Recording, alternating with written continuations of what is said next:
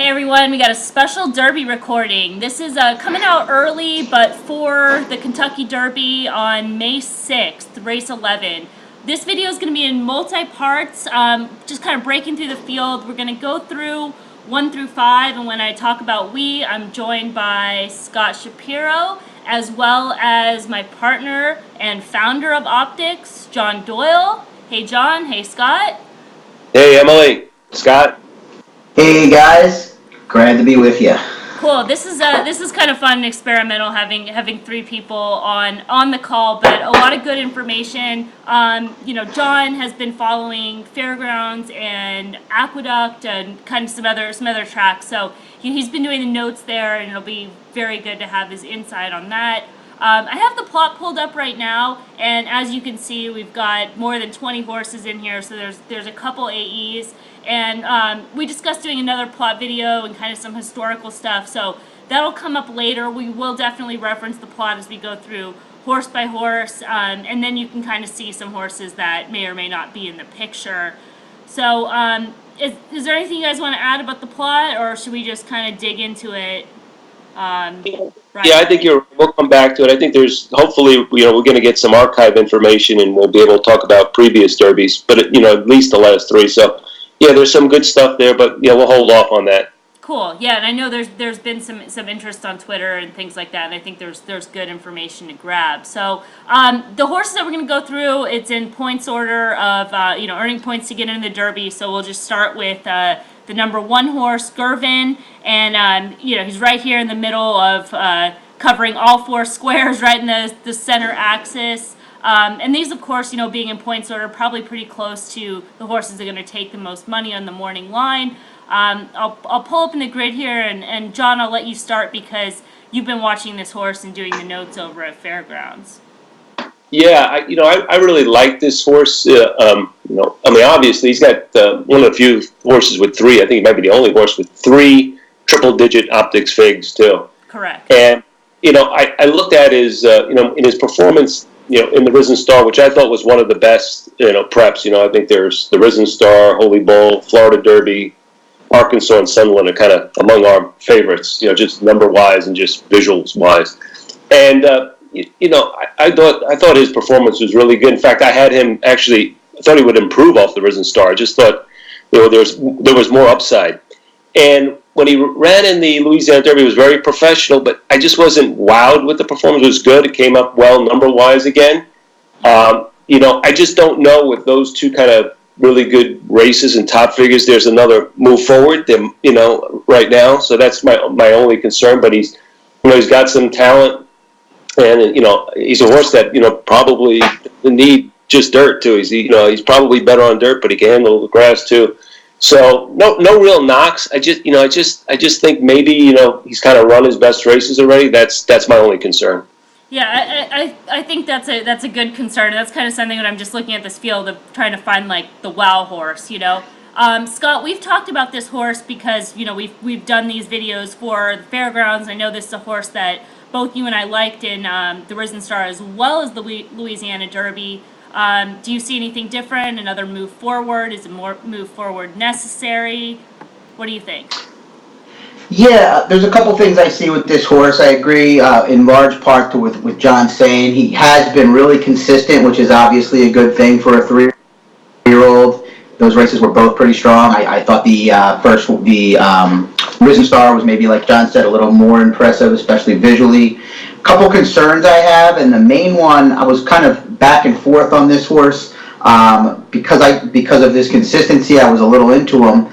But he's kind of the work pattern that's been announced over the last 24 to 48 hours. I forget exactly when it was, but he kind of going to only have 1 work leading up to the Derby, and it's going to be at Keeneland. So changing plans before a race like the Kentucky Derby, when there are so many horses that you would figure are going to fire their best shot, is never ideal. And the fact that he needs to move forward probably to win the race already has me probably leaning against using this horse because of him not really running the fast enough race yet to what I think will win this, and then the hiccup in the workout pattern. Yeah, one thing I would always just kind of I agree. You don't want to see like anything too changes, but I would compare the workout tab, which I pulled up on the screen right here, and to kind of his race pattern and just see, you know, if he's a horse that works every 10 days, maybe it's not as crazy as a horse that's, you know, working every 6, something like that. One thing I kind of find interesting about this horse and why we picked him and we're kind of like, well, you know, he looks really good on the plot. And if you remember, maybe I can pull up the plot real quick. In the Louisiana Derby and Risen Star, he was like a big square in quadrant 1, and now he's sort of in the middle, which isn't a terrible plot. But do you find that, I guess, John, you've done sort of the most plot work. Do you find that kind of concerning? Do you put any stock into that? You know, not particularly. I just, you know, especially the Derby is such a kind of a unique animal. You know, the big thing, it's you know, not, you know, 10 furlongs for the first time for everybody. So that's the kind of the question mark. You know, but yeah, I you know, obviously, you know, just from a numbers perspective, you know, being a square in quadrant 1 is just a much more higher probability than anywhere else. So, you know, yeah, that is a different kind of plot position, and you know, it's actually a downgrade, right? So, you know, that is true. But like I said, you know, race like this, you know, it all depends on how that quadrant 1 looks. Right now, it looks contentious because you got a lot of AEs probably messing it up. Yeah, I see 4 horses in there, and then one of them looks like he's not going to race, the number 13. So yeah, you probably have five horses that are going to come out of there and kind of open it up, maybe even 6. Yeah, and it could move him closer to the quadrant. You know, don't know, Yeah. right? So Right. I would just kind of wait on that. Cool. We'll come back to that and rediscuss. So it seems like we covered that. We'll go into Classic Empire, who's you know, probably going to be the favorite, right? Coming off a B+ effort in the Arkansas Derby. You know, he had some traffic, was he flip leads late, and other than that, I kind of thought it was sort of a good trip. I mean, other than the early action, which he had plenty of time to recover from. What do you guys think of this horse? I mean, 2 B+ in grade 1. John, have you gone back to watch this race? Yeah, I'm mixed on this horse for you know, one reason alone is, you know, 21 days, he's never come back that quick. Right.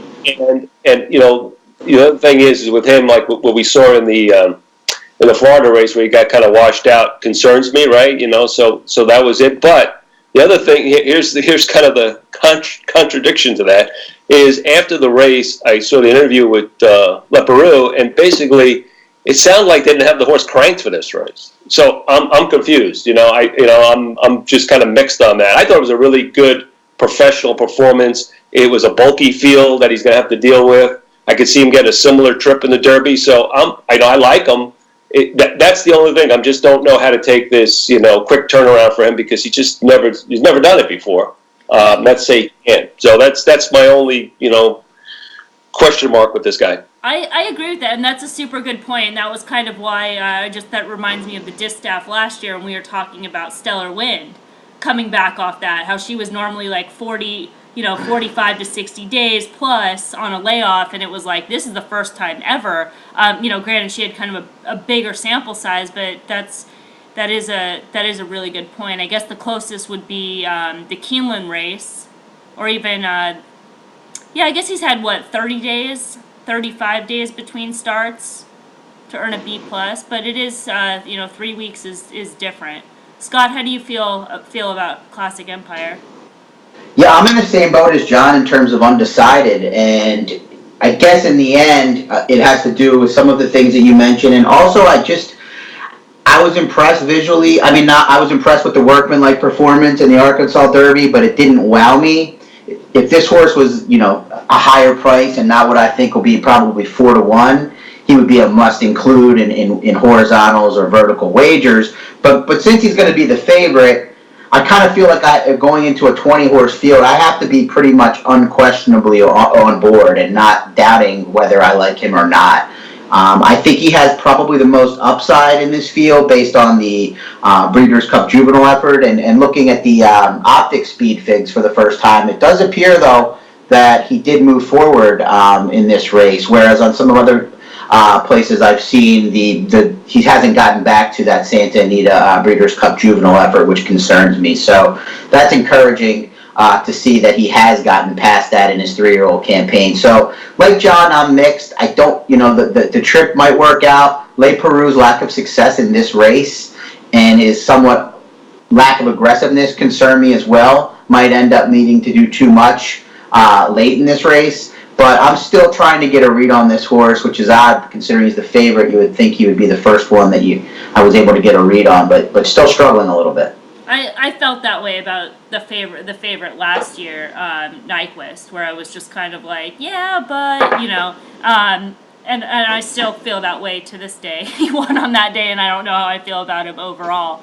So yeah, I think that you brought up a good point as far as the gambling aspect, because he's probably going to be a must include for most people. That he's the most likely horse, but he could wheel at the start, he could wash out beforehand. And Yeah, that's a good point, Emily. Really get a look at this guy on the track, especially with the Derby, because horses do melt down. That Derby crowd can be really kind of tough on young horses. So I really would get a good look at him in the paddock and on the track before I plunge on him. Yeah, and I'll watch too. And I've been kind of following along as we get into it with watching the workouts in the morning and watching horses how they gallop, because sometimes you can just get a feel for him. I remember American Pharoah, I was texting you in the morning. I'm like, oh my God, your horse looks amazing. He looks so incredible on the track every morning. So that I think that's really helpful too, that you start seeing sort of some negative signs that might lead into race day. But the one other thing, I hate to just be but one other thing, if they're right about this horse wasn't cranked for the Arkansas, then forget it. I mean, he's going to be ultra tough. So that's why I'm good. That's why I'm kind of confused about him. But and then you go to the plot, and again we'll see some things shift out. But as he is right now, he's a square in quadrant 1, which is kind of hard to knock from that perspective. We'll move on. The last two winners were squares in quadrant. Well, no, the last two winners were squares in quadrant. No. 2 out of the last 3 were squares in quadrant 1. So okay. Real quick, do either of you guys have any concerns as the distances get a little longer for this horse? I mean, on a pedigree perspective, and I know things that are a little outdated, like the dosage, he doesn't really square up all that well compared to some of his competitors. You guys are much better visually watching. Do you have any concerns? I know John's answer, so I'll let him take it because it's the same as mine.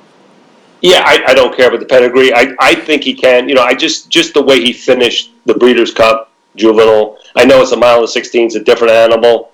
But no, I don't concern myself. I kind of look at the horse visually, and I think this horse, should be able to get the distance. I don't think that should be an issue. Yeah, I'm totally the same way. That all these horses at this point in time, we've seen them run, we've seen them, multiple times run, and that's going to be my strongest opinion going in. I'm not going to let pedigree kind of sway me one way or another on a horse. When I have all these good visuals and races and stuff, and multiple people looking at races too. That's my opinion. Sounds good. But as we talk about that, I think that is an interesting question for the number 3 Gormley, because this is a horse that we've mentioned in the past as possibly having some distance limitations, and then getting just the perfect trip in the Santa Anita Derby, which he probably needed in order to win that. Ideal inside-out trip, kind of set a pocket trip, and then not so much a suck-up. We'll just leave it as perfect. But the distance concerns have come up in the past. I think that goes up to Santa Anita Derby as well as the Sham and the Slop. And I know, John, you did this. You were watching this note and noted that you're just not sure about the Triple Crown distances. So that's right. You kind of feel the same way today? Oh, absolutely. I mean, I think maybe he moves up a little bit if the track is off, maybe, because that was a good performance. But if you look at his plot right now, and I don't think it's going to change. He's a big circle, and circles of that size don't win the Kentucky Derby over the years. Mostly the winners are squares. Late pace is so important, especially at a mile and a quarter. And, just on our numbers, he doesn't look that fast. So, yeah, there's a lot of concerns. This is not a horse, that I would feel comfortable using in this race. I kind of highlighted. I have the plot pulled up and it highlighted, and it's hard to see because they're all bunched up in there. But yeah, it's lit. Scott, what about you? I know we were against this horse going in, and Tripp kind of beat us. Are you against him going forward in this spot? Yeah, I don't give this horse much of a chance. I think he's too slow. Even though he won the race, when he angled out off that perfect trip, the lack of explosion really concerns me. And obviously the race itself did not come back fast. I would prefer using at least one of the rivals in that race if I had to choose from the Santa Anita Derby competitors. So, yes, to me, even that sham came back good, but when you look back at the horse that he beat, I know it's easy to say now in hindsight, and maybe it doesn't matter, but American Anthem hasn't done anything since that race either. So, I'm not a fan of this horse. He kind of rained on our parade as we kind of nailed that race other than him last month, but earlier this month, I should say. But, yeah, this is not a use for me. I feel the same way. And then we'll go into IRAP, who is the kind of the most recent winner of the Bluegrass Grade 2 race. B grade in there, again, another horse, kind of perfect trip. Got the right trip on the track for that day. No lead, which is a common, as I have the grid pulled up here, you can see that in at least 3 races we have that noted. The Sunland races we're gonna have to input, but in the Bluegrass, in the Low South Futurity, and in one of those maiden races, all no lead. So this horse just kind of seems, while he is sort of, from Optics figure perspective, kind of moving forward, did improve 10 points last time, he'd have to take another jump, and probably not perfect trip. John, you gonna add anything? I know you've seen him a couple times. Yeah, and I saw the Sunland race too.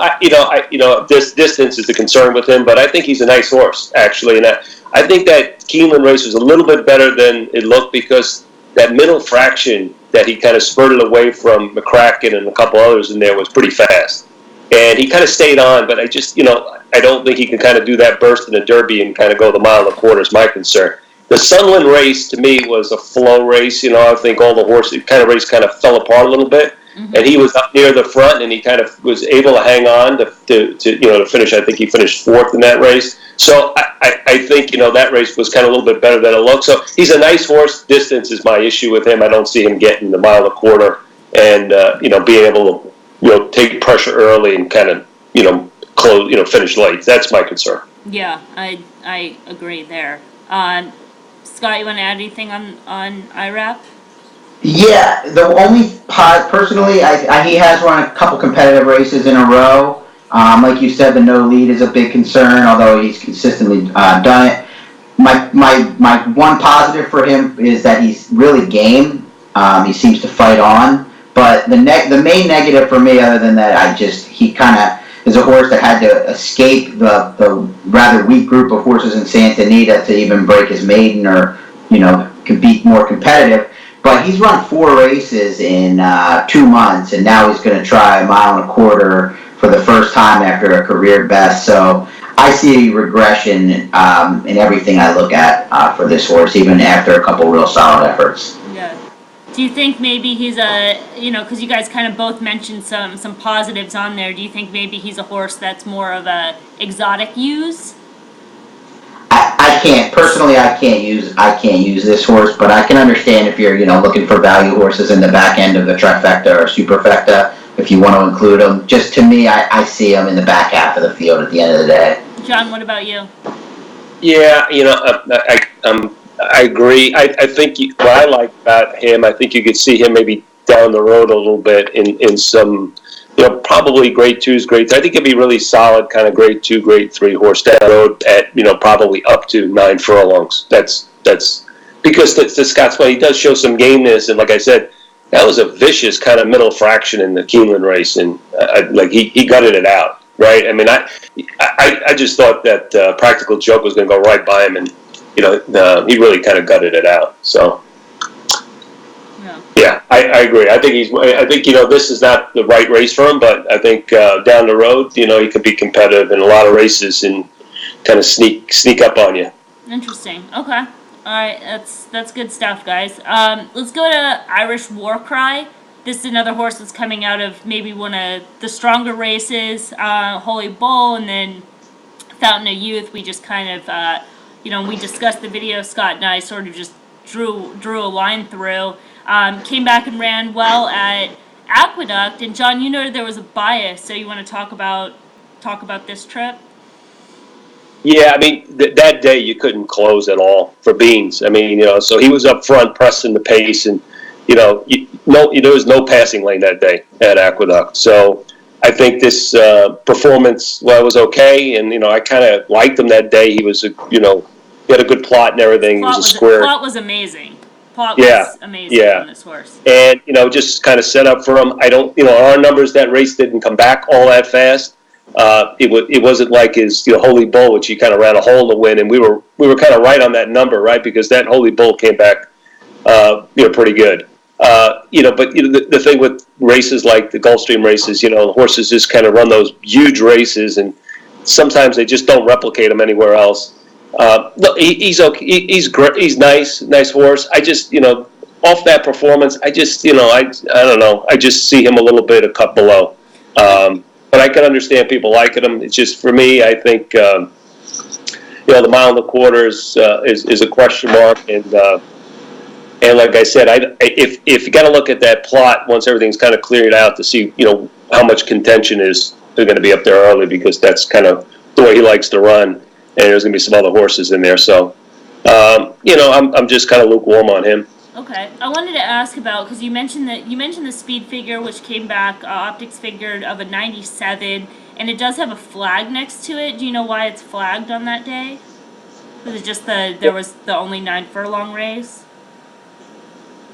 Yeah, I think. What does the code say, Emily? If you hover over that. Well, it says an off the turf day, but. Oh, okay. Yeah, no, yeah, okay. So yeah, I don't think there was anything to.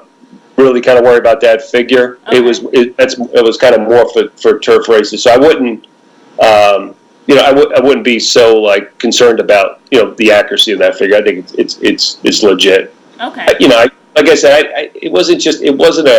I didn't think that Wood Memorial was all that much of a race, and I tell you, I don't think since who was the last horse to win the Kentucky Derby? Funny Side. What? Funny Side, I think, if you're referring to the Wood Memorial. He lost to that Bobby. Oh, he didn't win. You're right. Yeah. You're right. Yeah, no, he was in it. Pegasus, so I think that might have been the last. But I don't go into those trends. But it just always comes up kind of a small field and not a strong race. And I just think that was kind of another version of it. Yeah. Okay. Well, we're gonna do 5 horses. So that's 5 horses there, but let's do one more. Let's throw it in there because we kind of have limited data, and I just watched this replay recently. That's Thunder Snow, who's coming off winning the, I guess we're gonna call it the Derby in Dubai, where I recently watched this and I thought otherwise perfect trip. It was covered up early, came out late. He ran down. The horse that was leading the whole way, but got really green in the stretch. And I don't know if it's I kind of noted maybe he needs equipment, whether it's a shadow roll, because he kind of started to drift and get super green and flip leads, and then figured it out late to get his nose on the wire. And I thought from a racehorse perspective, it was a good race that you could build off of. It's just so hard to get a gauge what's going to happen with the ship and where that race stacks up. Did anybody else happen to watch it and have an opinion on this horse? Personally, I guess maybe it might be lazy, but until one of these horses comes over and is a factor in the Derby, it's hard to get excited about them. I don't know if you agree with that, John or Emily, but maybe that's a little bit lazy to an extent. But I've seen horses that have looked better than this one come over and do nothing. And obviously it's a 20-horse field, so you can't expect them, one to win in the, and judge it based on that. But I've been disappointed in the Godolphin horses that have won this race and come over. Yeah, I always kind of like to do the homework because you just never know. Sometimes there's something special out there, but This horse, I don't think is it. I think you're right, Emily. He's real green, and at this point, in terms of maturity, he's going to be facing horses that are just much more, I guess, polished. Right. Is the word, and that's a concern. So I really give this horse a little chance. I thought he was really green, bordering on like a little bit kooky there in the stretch. I don't know what was going on. I don't think you could win the Derby off that kind of effort. It's dark, right? So maybe it's it's the night and it's the way the shadows are. Maybe it's the the noise. Things like that I'm kind of like, well, maybe it's this or that. But again, it's not like the Derby is going to be any less of that. Yeah, it's going to be crazy. Except they're not going to run in the evening. But other than that, I mean, so if he's a horse that gets distracted by noise, if that happened to be the case, he's not going to dodge that here. Okay, so we wanted to do kind of some shorter videos, and we'll cut it off here after this 6 horse, and we'll pick back up part 2. We'll go 7 through 12 or so. Sound good, guys? Sounds good. Okay. Thanks again for watching, and look out for this next video, the rest of the field.